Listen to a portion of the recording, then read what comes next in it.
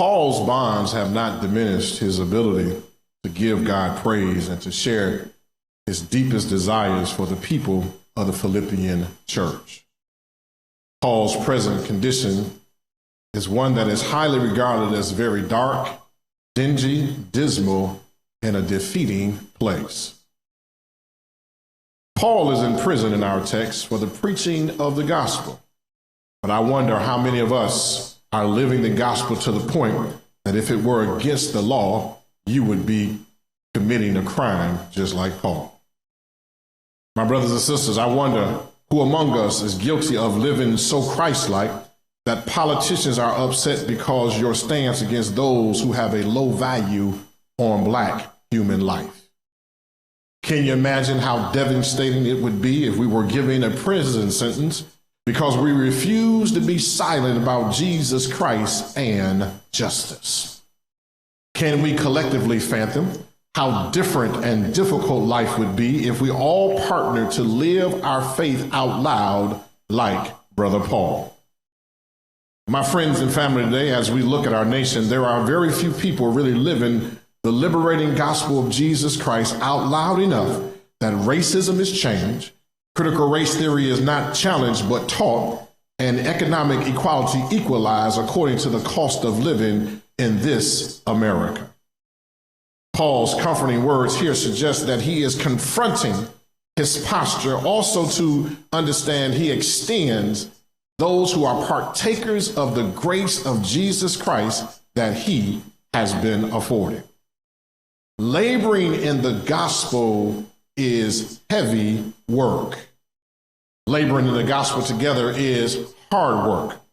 True laboring is mentally exhausting at times. Ask culture to adopt new norms is tough work. Can you imagine trying to change traditions that are not biblically based or even fruitful? Ministry takes grace and partners together as well.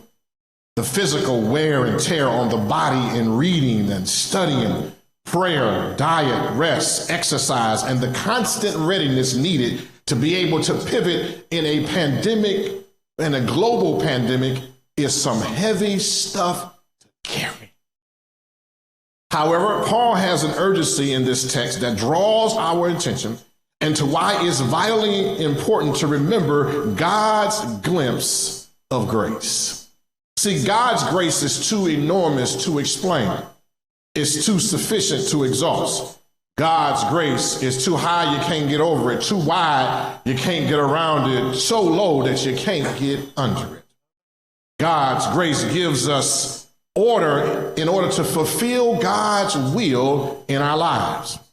God's judgment towards us, towards our sin, requires God's mercy and God's grace.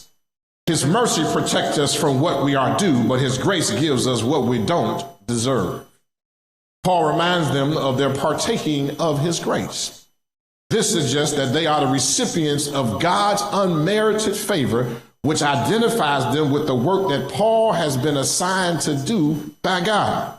In other words, all of us have an assignment by God to do, and we must do it with the grace that God has given us. I wish I had a witness here this morning. The Philippian church are actively engaging in the work of the spreading of the good news of the gospel of Jesus Christ. This historical Hellenistic region was often filled with loyalties to other gods and rituals and peoples and positions, dynasties and ceremonial practices that were paganistic at best. Historical Hellenistic region refers to Greek history, language, and culture from the death of Alexander the Great to the defeat of Cleopatra and Mark Antony by Octavian in 31 BC.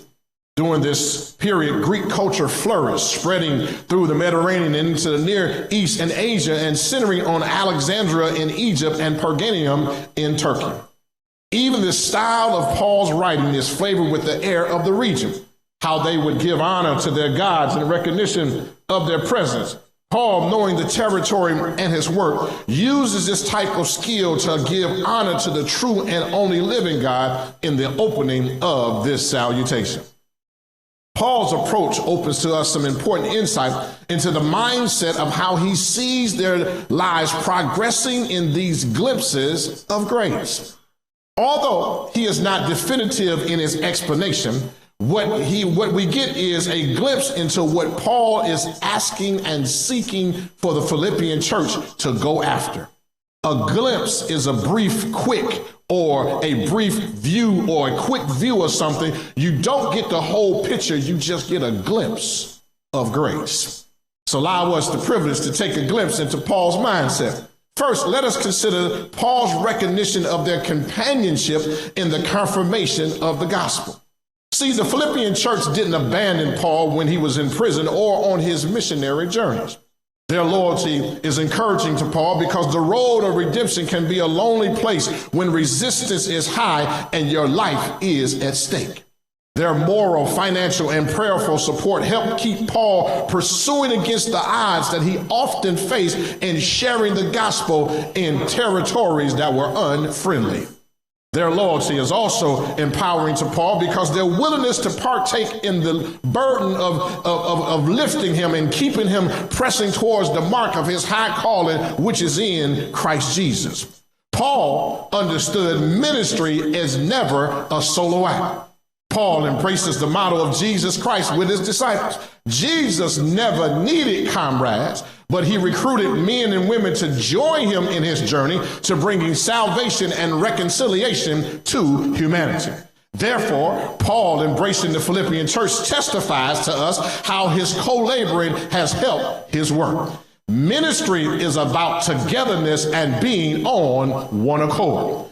When we get more, we can get this more when we understand as the people of God, we must flow with the vision that God has outlined in his word by serving humanity by making disciples. There is power, my brothers and sisters, in unity. There is joy in unity. There is peace in unity, and there ought to be some love in unity. Paul wants us to understand that we are not to do this by ourselves. We need companions. We need partners. We need people who will keep us lifted, people who would stand us up, people who will continue to support us. Why? Because ministry has never been designed to do it by yourself. There are no Superman and Batman and Wonder Woman. There is no kind of superheroism that it goes on in the church. Ministry requires the continual support, the continual connectivity of those others that you may not even get along with sometimes, but you need them in your life. Ministry is about working together for one cause, and that cause is to bring salvation to a dying world by living a salvific reality life in everyday reality. In other words, every day you ought to get closer to your walk with Jesus. Every day you ought to get better in how you treat other people. Every day things ought to look a little bit better. Every round ought to go higher and higher because we live from faith to faith and from grace to grace. Everything ought to be getting better each day that goes by.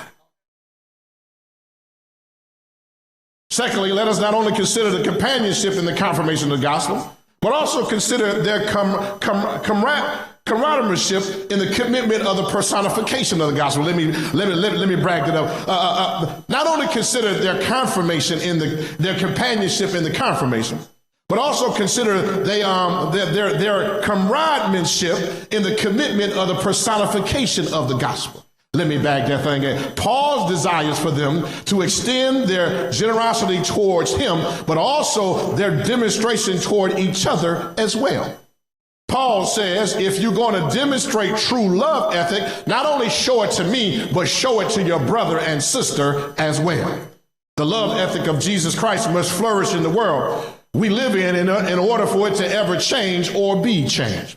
Paul desires they understood their love with a full knowledge about that love. Paul is not referring to some ignorant type of love that's based only upon the superficial fleetings of feelings or emotional love or physical love. No, that's not the kind of love Paul is referring to. Paul is referring to the type of love that's unconditional. You don't mind, over in 1 Corinthians, the 13th chapter, verses 4 through 8 and verse 13, Paul clearly outlines this love factor that he's hinting at in this text. Let me tell you, let me go there. 4, love is patient. Love is kind.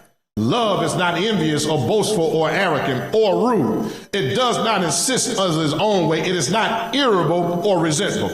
It does not rejoice in wrongdoing, but rejoices in truth. It bears all things, believes all things, hopes all things, endures all things. Love never ends. But as far as prophecy, they will come to an end. As far as tongues, they will cease. As far as knowledge, it will come to an end. Verse number 13. And now, faith, hope, and love abide. These three. But the greatest of these is what? Love.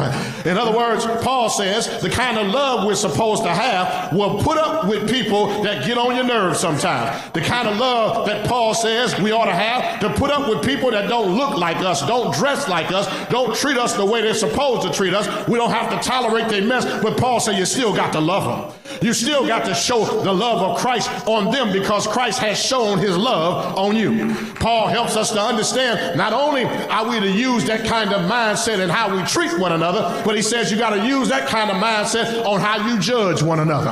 Unconditional love is how we treat one another with respect and every aspect of our human dealings with one another. Paul says we got to learn how to judge people based upon the lens of Christ. I know it's hard for you to forgive somebody. I know it's hard for you to put up with people that are just difficult, but Paul says the challenge is that you got to do it because God has mandated that if you're going to love him, you got to love your brother and sister that you do see. John over in 1 John, he says, how can you say you love God whom you have not seen and can't love your brother and sister that you look in their face every day? Paul says you are not telling the truth if you say you love me, but you don't show it in your demonstration. We are all commanded to love others like we love ourselves. Jesus told us to love our neighbor without reservations or hesitation. You remember, they asked Jesus the question, Jesus, how many times should I forgive my brother and my sister? Jesus said 490 times.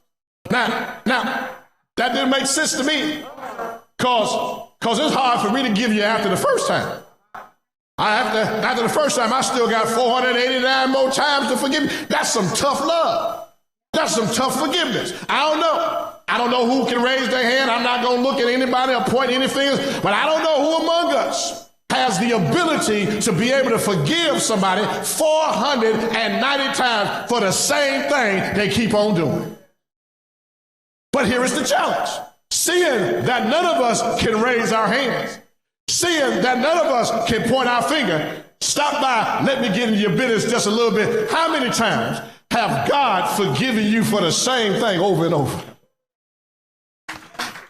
When you consider how many times God has forgiven you for the same stuff that you keep telling the Lord, if you forgive me this time, I won't do it again. If you get me out of this mess, I won't do it again. Can you imagine if God took a tally on every time he forgave you for the same stuff that you had done, that you ought to remember, that you ought not take a tally of what other people have done to you? You got to learn how to forgive people and move on.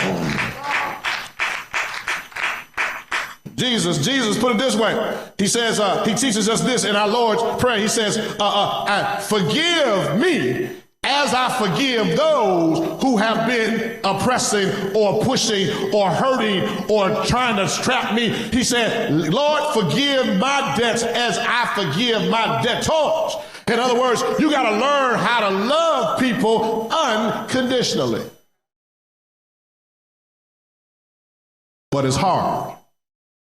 Don't fool yourself. It ain't easy. It ain't easy sometimes even just to forgive yourself. Has anybody been so mad at yourself for doing some stupid stuff?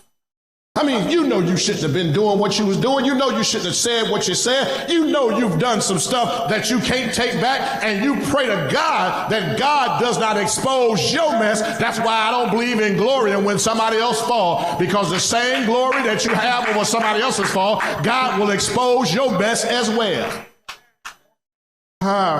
Finally, my brothers and sisters, let's consider not only their companionship in the confirmation of the gospel, and their comradeship in the commitment of the personification of the gospel, but let's consider their fellowship in the execution of excellence for the master's approval. That's a whole lot, ain't it? Good, because I'm ready to unpack it. Listen to this. How can flawed people with flawed perspectives in a life filled with flawed realities seek excellence with their flawed selves?